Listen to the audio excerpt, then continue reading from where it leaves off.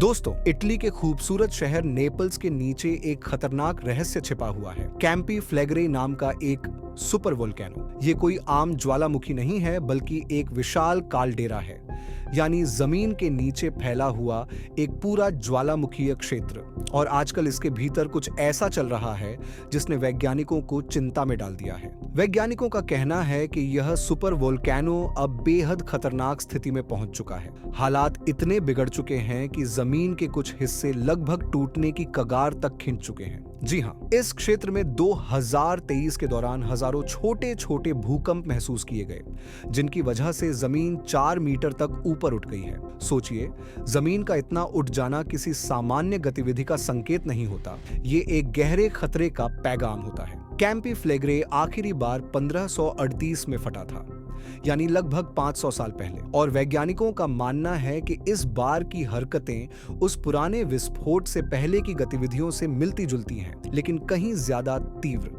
अगर यह super volcano फिर से फटता है तो इसका असर सिर्फ इटली तक सीमित नहीं रहेगा। इस विस्फोट से नेपल्स और आसपास के इलाके पूरी तरह तबाह हो सकते हैं।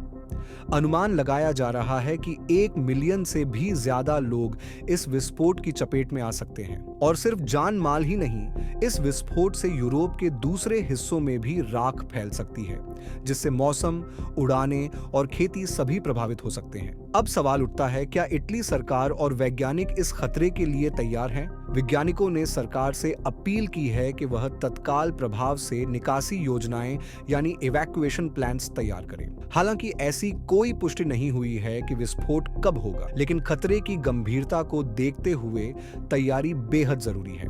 इतिहास बताता है कि सुपर वोल्केनो का फटना कोई आम घटना नहीं होती, लेकिन जब भी होता है उसका असर सदियों तक महसूस किया जाता है। अमेरिका में येलोस्टोन, इंडोनेशिया में टोबा और अब इटली का कैंपी फ्लेग्रे, ये सभी सुपर वोल्केनो मानव इतिहास को बदल देने की ताकत रखते हैं। नेपल्स जैसे घनी आबादी वाले क्षेत्र में अगर ये विस्फोट होता है तो हमें न सिर्फ एक मानव त्रासदी देखने को मिलेगी, बल्कि यूरोप की अर्थव्यवस्था, पर्यावरण और राजनीति भी हिल सकती है। क्या आप जानते हैं कि सुपर वोल्केनो का विस्फोट सामान्य ज्वालामुखी से हजारों गुना ज्यादा शक्तिशाली होता है?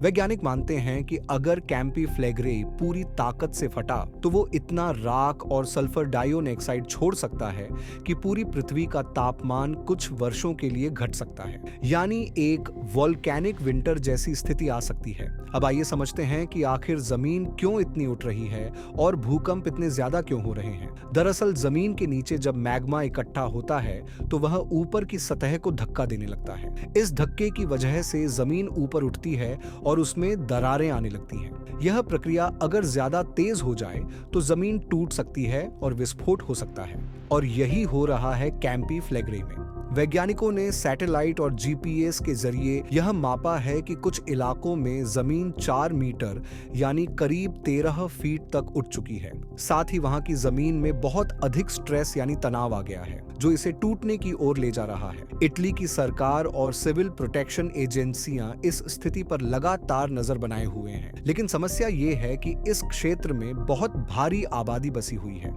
हजारों घर, स्कूल, अस्पताल और बिजनेस इसी खतरे के क्षेत्र में आते हैं। लोगों को एकदम से निकालना आसान नहीं होगा, इसीलिए वैज्ञानिक समय रहते चेतावनी दे रहे हैं ताकि प्रशासन के पास तैयारी का वक्त हो। एक और बड़ी चिंता ये है कि बहुत से स्थानीय लोग इस खतरे को गंभीरता से नहीं ले रहे, क्योंकि उन्हें लगता है कि 500 साल से कुछ नहीं हुआ तो आगे भी कुछ नहीं होगा। लेकिन वैज्ञानिक चेतावनी दे रहे हैं कि इसी तरह की सोच ने इतिहास में कई बार जान माल की भारी क्षति करवाई है। कैंपी फ्लेग्रे का पूरा इलाका भूगर्भीय दृष्टिकोण से बेहद सक्रिय है। यहाँ पर अक्सर गैस वेंट्स, गर्म पानी के फव्वारे और सल्फर के बादल दिखाई देते हैं। ये सब संकेत हैं कि जमीन के नीचे बहुत कुछ उबल रहा है। इसलिए सवाल ये नहीं है कि क्या कैंपी फ्लेग्रे फटेगा, बल्कि सवाल ये है कि कब फटेगा। हम तकनीक के इस युग में रह रहे हैं जहां हम मंगल ग्रह पर रोवर भेज रहे हैं, लेकिन जमीन के नीचे छिपे ऐसे खतरों को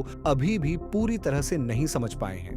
इसलिए जब वैज्ञानिक चेतावनी दें तो हमें उन्हें गंभीरता से लेना चाहिए। नेपल्स सिर्फ इटली का ही नहीं, यूरोप का एक ऐतिहासिक और सांस्कृतिक केंद्र है। अगर वहां कुछ बड़ा होता है तो उसका असर पूरी दुनिया पर पड़ेगा। इसलिए ये जरूरी है कि सरकार, वैज्ञानिक और आम जनता मिलकर इस खतरे से निपटने की तैयारी करें।